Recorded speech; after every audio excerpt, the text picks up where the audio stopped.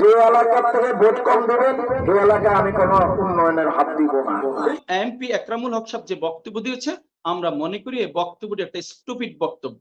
তার এটা প্রত্যাহার করা, কি করলো না করলো সেটা বড় কথা নয়। একটা দায়িত্বশীল জায়গায় থেকে এ ধরনের বক্তব্য দিয়ে যদি আজকে তাকে বহিষ্কার করা হয় তাহলে আরো সচেতন হবে। 2014 সালে এই সরকার যখন একটা অশালীন এই সিদ্ধান্তটা নিয়েছিল স্থানীয় নির্বাচনে দলীয় প্রতীকের ব্যবহার, সেই দিনও বলেছিলেন যুগান্তকারী, আজকে বাদ দিয়েছে, আপনি আজকেও বলছেন যুগান্তকারী। অর্থাৎ আওয়ামী লীগ যা করে সেটাই যুগান্তকারী। চেয়ারম্যানের ছেলে চেয়ারম্যান হবে, এই তো বাংলাদেশের গণতন্ত্র চরিত্র। আজকে এটা আওয়ামী লীগ বের হতে পারেনি সেখান থেকে, বিএনপিও বের হতে পারেনি। আমি বলবো দরকার ছিল যে সরকার 10,000 কোটি টাকার পদ্মা সেতু, যেটা মনির ভাই একটু আগে বললেন, যেই সরকার 10,000 কোটি টাকার পদ্মা সেতু গিয়ে ঠেকিয়েছে 70,000 কোটি টাকা, কোন ধরনের জবাবদিহিতা নেই, কোন ধরনের জবাবদিহিতা ছাড়া কোন আমি ধরনের সবিনয় হীরা ভাইকে আজকে অনুরোধ করব যে আজকে টপিকসটা নিয়ে আপনি একটু কথা বলেন, ব্যাটিং করেন, পরবর্তীতে আপনি পদ্মা সেতুর 42টা নিয়ে আসেন। পরবর্তীতে সময় আছে।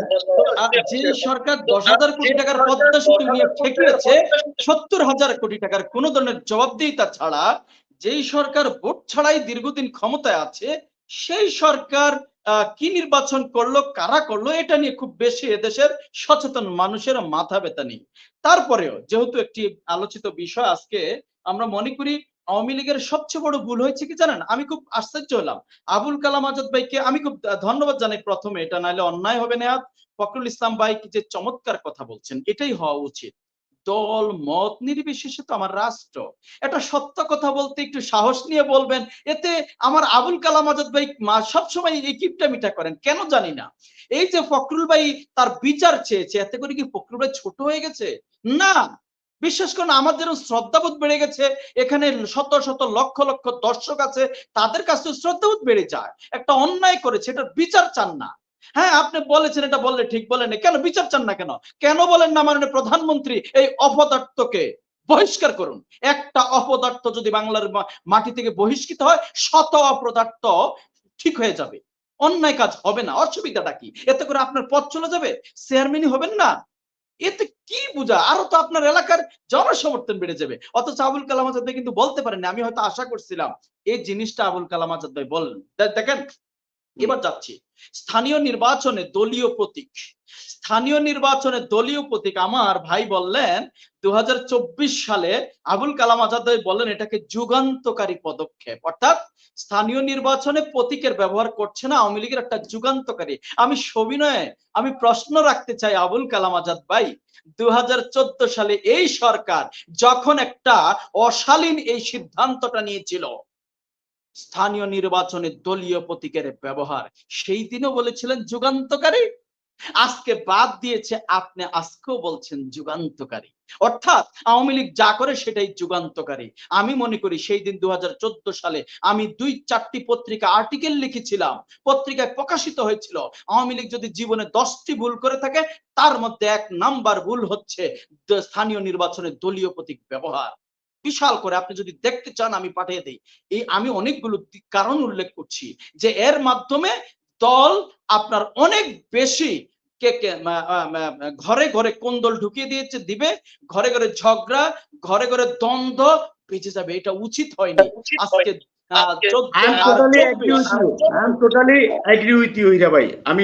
আমি তখনকার আপনার সিদ্ধান্তের সাথে আমি আপনাকে জি জি আজকে 10 বছর পরে আওয়ামী লীগের মতো এত একটা ঐতিহ্যবাহী দল, রাজনীতি মনা মানুষগুলো এই ভুল সিদ্ধান্ত 10 বছর পরে কিন্তু তারা ঠিকই বুঝতে পেরেছে।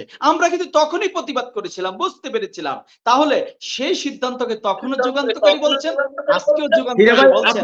আমি বিনয়ের সাথে সেদিন আপনার কলম বিরুদ্ধে ছিল, আজকে তো আপনি অন্তত আওয়ামী লীগকে সাধুবাদ জানানো উচিত অন্তত। তাহলে সেই ক্ষেত্রে না না সেটাই তো বললাম, এতদিন পরে বুঝছে, এতদিন পরে সঠিকটা সত্যটা উপলব্ধি করছে। কিন্তু ইতিমধ্যে কিন্তু যা হওয়ার তাই হয়ে গেছে, যা হওয়ার তাই হয়ে গেছে। এবার আসি এমপি সাহেবের কথায় আসি। জনাব এমপি একরামুল হক সাহেব যে বক্তব্য দিয়েছে, আমরা মনে করি এই বক্তব্যটি একটা স্টুপিড বক্তব্য।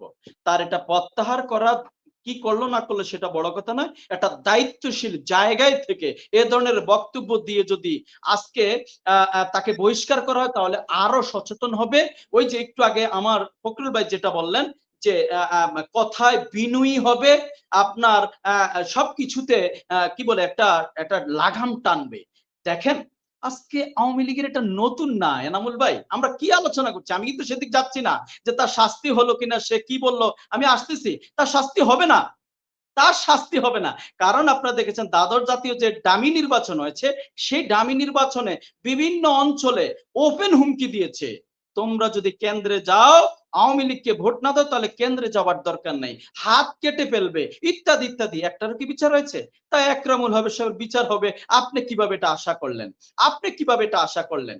এটা জবাবদিহিতা নেই। কারণ যে সরকারটি প্রায় আজকে আওয়ামী লীগ সরকারের মতো একটা সংগঠন 40-45 বছর যাবৎ আজকের যিনি প্রধানমন্ত্রী তিনি সভাপতির দায়িত্বে আছেন, জবাবদিহিতার বাইরে জবাব দেখ কিচ্ছু নাই। উনি চেয়েছেন আরো আমৃত্যু উনি সভাপতি থাকবেন, উনি যদি চান। কে কি চাইলো কিচ্ছু আসে যায় না। তাই মন্ত্রীর ছেলে মন্ত্রী হবে, এমপির ছেলে এমপি হবে, চেয়ারম্যানের ছেলে চেয়ারম্যান হবে। এই তো বাংলাদেশের গণতন্ত্র চরিত্র। আজকে এটা আওয়ামী লীগ বের হতে পারেনি সেখান থেকে, বিএনপিও বের হতে পারেনি। আমি বলবো দরকার ছিল, দরকার ছিল এমপি ছেলে এমপি হবে, মন্ত্রীর ছেলে মন্ত্রী হবে, চেয়ারম্যানের ছেলে চেয়ারম্যানই হবে। এটাকে রাজনীতি বলে না, এটাকে ধান্দাবাজি বলে, নষ্টামি বলে। আমি একজন তরুণ প্রজন্মের কর্মী হিসাবে আগামী প্রজন্মের জন্য এই রকম একটা রাজনীতি চেয়েছিলাম, চাই। যারা আপনার চেয়ারম্যান হোক মহাসচিব হোক প্রত্যেকে ভোটের মাধ্যমে নির্বাচিত হবে, এক পদে কেউ দুইবারের বেশি থাকতে পারবেন না, কেউ দুইবারের বেশি থাকতে পারবেন না, দলীয় প্রধান সরকার প্রধান হবেন না। আজকে বাংলাদেশে নজর দেন, একাকার হয়ে গেছে। আওয়ামী লীগের সভানেত্রী, সরকার প্রধান, আওয়ামী লীগ প্রধান, রাষ্ট্র প্রধান, সবকিছু একাকার হয়ে গেছে। এটা রাজনীতি না, এটা নষ্টামি, এটা ধান্দাবাজি। খুব কষ্টের সহিত বলছি, 1971 সালে আমার পূর্বপুরুষরা রক্ত এজন্য দেয়নি, এই বাংলাদেশের জন্য দেয়নি, এটা স্বপ্ন দেখিনি। এইবার আসি, আমার আবুল কালাম আজাদ ভাইয়ের প্রতি আমার সবসময় একটা আলাদা একটা ভালোবাসা থাকে, কিন্তু আমি দেখছি প্রতিনিয়ত আবুল কালাম আজাদ ভাই কিছু মিথ্যার আশ্রয় নেন। আবুল কালাম আজাদ ভাই, আপনি যেই জেলাতে বসবাস করেন, আপনি বলছেন কি আমার জেলায় এই ধরনের ঘটনা ঘটেনি, আমি আপনাকে আঙ্গুল দিয়ে দেখিয়ে দিচ্ছি আজকের ইত্তেফাক পত্রিকায়। আজকের ইত্তেফাক পত্রিকা পাবনা 3 চাটমোহর ভাঙ্গুরা ফরিদপুরের আসনের সংসদ সদস্য মোহাম্মদ মকবুল হোসেন, নিশ্চয় আপনার জেলার, এটা আমার জেলার না, আপনার জেলার। তিনি তার বড় ছেলে, তার ছোট ছেলে, বড় ছেলেকে পৌরসভার মেয়র বানাতে চাচ্ছেন, মেয়র ছিল, এখন সেটা পদত্যাগ করে চেয়ারম্যান হবেন। তার ছোট ছেলেকেও তিনি চেয়ারম্যান বানাতে চান, মেয়র বানাতে চান তার ছোট ছেলেকে। কেন আবুল কালাম আজাদ ভাই এই সত্যটাকে কেন এড়িয়ে গেলেন? আপনি বলতে পারতেন সেখানে কি আর যোগ্যতা সম্পন্ন মানুষ নেই? এমপির ছেলেই চেয়ারম্যান হতে হবে, এমপির ছেলে কি মহাসচিব মেয়র হতে হবে?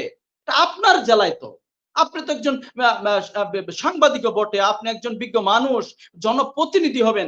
এই সত্যটাকে এড়িয়ে কেন আপনি দর্শকদের সামনে এটা বললেন?